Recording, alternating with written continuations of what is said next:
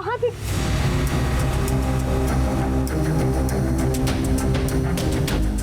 कहाँ मुंह काला करके आई है तू? मैं पूछ रही हूँ कि कहाँ मुंह काला करके आई है तू? मैं पूछ रही हूँ। आंटी ये क्या करें आप? अरे तू तो चुप कर। सूखे पान की दुकान, तुझे तो बाद में देखती हूँ मैं। पहले इस बेहया को तो देख लूं मैं। हाथ मत चलाना, वैसी बहुत जख्म है। अरे तेरी तो देखिए इनके शौहर ने इनको बहुत बुरी तरह से पीटा है। ये तो पनाह की तलाश में थी। मेरी दादी अम्मी ने इनको अपने घर में पनाह दी है। आप चाहें तो फोन करके पूछ लें। तुमने मुझे फोन करके क्यों नहीं बताया? अच्छा बेटा चला, आजा बैठ जा तू भी। बहुत शुक्रिया आंटी, लेकिन मुझे कहीं पहुंचना है, थोड़ी सी जल्दी है। चल ठीक है बेटा, तेरी बड़ी मेहरबानी। No problem. शुक्रिया। You welcome. कहाँ मारा उसने? कुछ नहीं। तुम मार लो पहले। अरे मारो। माँ के दिल को तू नहीं जानती। तुझे पता है मैं और तेरा अब्बा कितने परेशान हो रहे थे। Excuse me sir. आओ बेटा आओ, मैं अभी तुम्हें बुलाने ही वाला था। बैठो।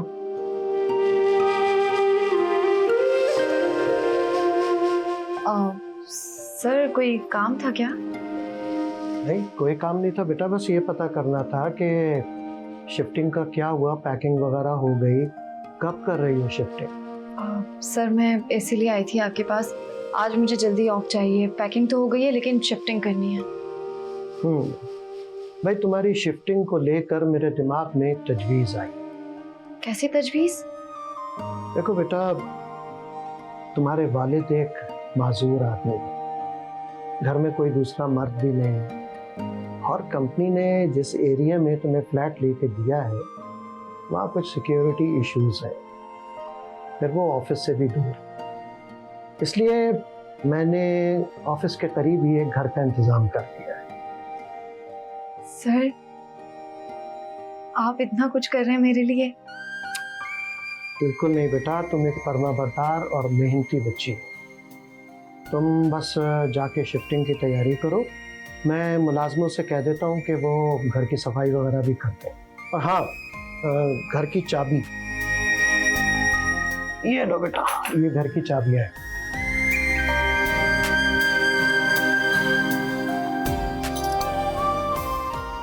Thank you sir, thank you so much. मेरे पास अल्फाज ही नहीं है, मैं किस तरह शुक्रिया अदा करूं? अब अगर तुमने शुक्रिया कहा तो मैं नाराज हो जाऊंगा। यहाँ क्यों बैठी हो? जाओ जाके शिफ्टिंग करो, चलो जाओ, शाबाश। जी सर, थैंक यू सर।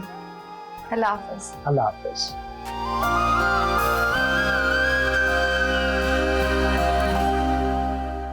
मेहनत का फल तो मिलता ही है अब्बा। अस्करी साहब बहुत अच्छे आदमी हैं। जब जिंदगी बहुत सारी तलखियों से गुजर रही हो ना, तो अल्लाह पाक मसीहा भेज ही देता है। सच कह रही हो बेटी। वैसे अब्बा, लिखने का काम कैसा जा रहा है आपका? बहुत अच्छा जा रहा है बेटा, उम्मीद है इनकम का कोई जरिया बन जाएगा। अब इतनी मेहनत भी मत कीजिएगा कि खुद को थका ही लें। अपनी मेहनती बेटी को मेहनत करते देखता हूँ ना, तो मेहनत का जज्बा खुद पैदा होता रहता है। वैसे हम नए घर में कब जा रहे हैं? अब जैसी पैकिंग हमारी खत्म हो जाएगी, हम फौरन ही शिफ्ट हो जाएंगे। अब अंबर भी जाएगी?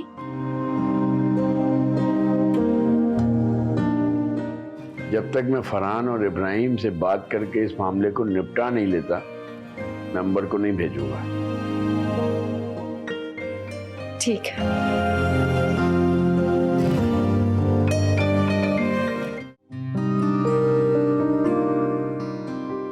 उसको तो छोड़ दो ना। ये साथ लेके जाना है मैंने। अरे भाई, ये लो, ये भी। शुक्र है अम्मा नए घर में तो शिफ्ट हो रहे हैं। हाँ भाई शुक्र है, इस मोहल्ले में तो जगह जगह कैमरे लगे हुए, हर वक्त सबको सबकी खबर रहती। वो सनिया, वो तो कितनी दफा मुझसे तेरे बारे में पूछ चुकी है। तो अम्मा आप उनके घर जाती क्यों है ना? आप वहाँ पर जाए ना, वही सब चीजें पूछे हमसे। अरे बदबख्त, मैं उसे बताने गई थी कि हम यहाँ से जा रहे हैं बड़े और खूबसूरत घर में। तुम्हारे पेट में ना कोई बात नहीं रहती। खुशी की बात ही बताने गई थी ना। तैयारी कहाँ तक पहुंची? चलो भाई आगे ट्रक रखो सामान सारा। ऐसे ही थोड़ी जाएंगे, पैकिंग तो करने दो। अब्बा ने बुलाया है हारिस को। हाँ अब्बा ने ही बुलाया है हारिस को, वरना तुम्हारा बस चले तो अभी धक्के देके निकाल दो तुम। अरे नहीं नहीं बेटा, हम क्यों तुम्हें धक्के देकर निकालेंगे। अच्छा चलो ना अब रखो सामान यार, वो डबल चार्ज करना शुरू कर देगा। ये ऐसे ही चल लेते हैं, पैकिंग नहीं करते। अरे बोल दो ना हम आ रहे थोड़ी देर में। अच्छा चलो फिर मैं इतना चाय वाय पिलाता हूँ उसको, तुम करो ना यार जल्दी करो। जल्दी हाथ चला लो, मैं लेकर आ रही हूँ बाकी सामान। कूला मटाना ना बनो, रखो आके।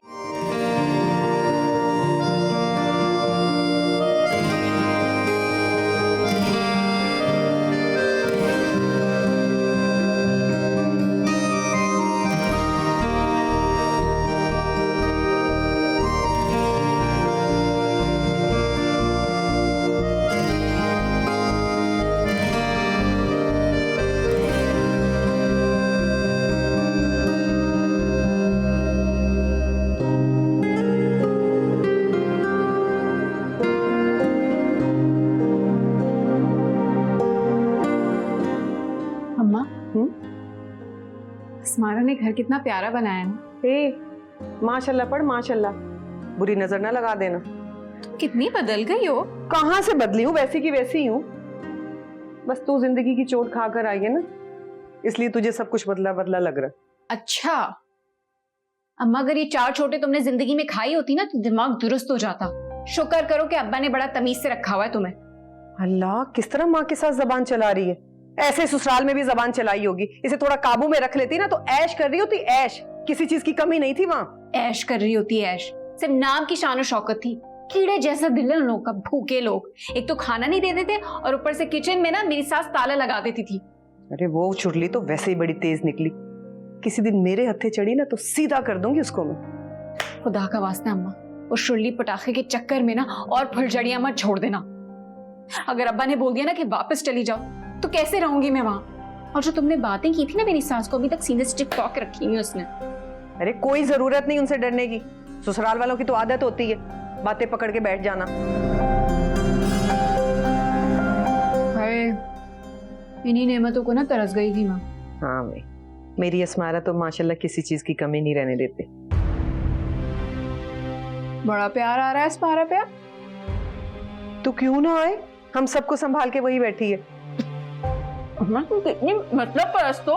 एक चल बस कर, जाके फ्रिज से गोश्त निकाल और सालन बना दे। मैं कोई काम नहीं कर रही, 2 दिन के आगे यहाँ तो किसी का काम ही खत्म नहीं होके दे रहे। हाँ तू बड़ा इज्जत से आई है यहाँ, पूरी जंग करके आई है। और वापसी का भी पता नहीं जाएगी भी कि नहीं। यूं ही बैठ के खाती रहेगी ना तो मोटी भैंस बन जाएगी, फरहान लेने भी नहीं आएगा। चल उठ जा, शाबाश। अम्मा तुम ना बात को बढ़ाया ना करो, बस जितनी बात हो ना उतनी किया करो, बात खत्म कर दिया करो। चल चल जाके काम कर, जितनी बात हो।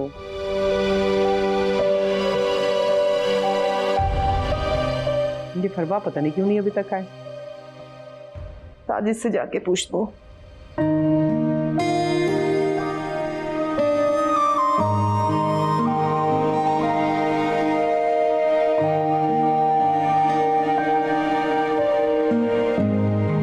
साजिद एक बात तो बता, ये लिखने विखने से कितने से पैसे मिल जाएंगे? चंद हजार तो मिल ही जाएंगे। लो फिर क्या फायदा, आंखें भी सुजाओ और मिलने भी चंद हजार। अल्लाह थोड़े से पैसों में बरकत डाल देता है अगर किसी के सामने हाथ ना फैलाओ। हाँ वैसे फारिग बैठकर रोटियां तोड़ने से तो बेहतर है कुछ ना कुछ आ ही जाए। बोलने से पहले सोच तो लिया करो। अच्छा खैर, मैं तो ये कहने आई थी कि फरवा अभी तक नहीं है, उसका पता कर लो। हाँ टाइम तो बहुत हो गया, मैं करता हूँ अभी अस्मारा को फोन। हाँ कर लेना, अब फिर से इन किताबों में नहीं खो जाना।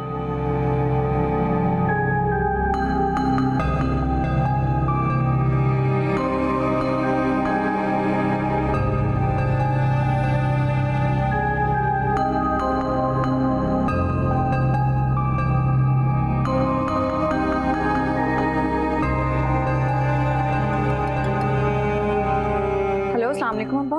वालेकुम सलाम बेटी। बेटी अभी तक फरवा घर नहीं आई है। अभी तक घर नहीं आई है? नहीं। लेकिन टाइम तो काफी हो गया है। आप परेशान मत हो, मैं पता करती हूँ। हाँ बेटा, बता देना मुझे।